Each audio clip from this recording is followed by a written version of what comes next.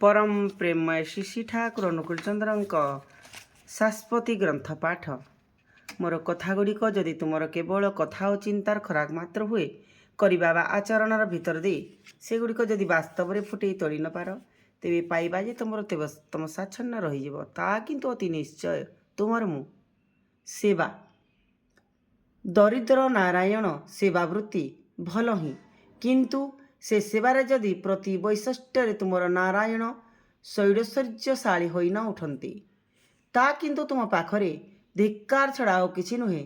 सेवा सार्थक होई उठी नहीं से पर्यंत मध्य जीव को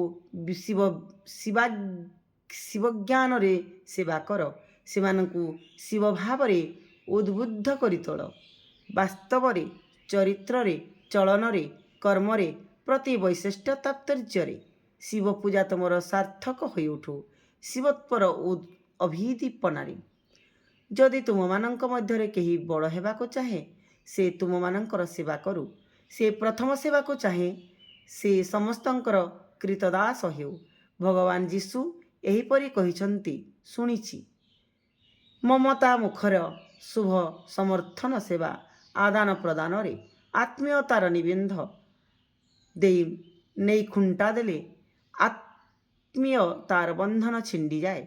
विशेषतः दम्भक्ति रे प्रयोजन विपन्नर अनुरोध साध्यमत सेवान कंपा बसतः जेतेबेले ही बहन कल नाही बुझी रख निजकु ही प्रवंचना कल तुमर प्रयोजन बेलकु प्रत्युत्तर रे पाइब मध्य ताहाई साधारणतः जेउ माने प्रति पदक्षेपरे विपन्न हुअन्ति किंतु विपन्नंक पाई करन्ति नाही समाधीनवातिक सहानुभूति और सेवार अवदान सेमानंक प्रति कृपण होई उठे स्वभावतः।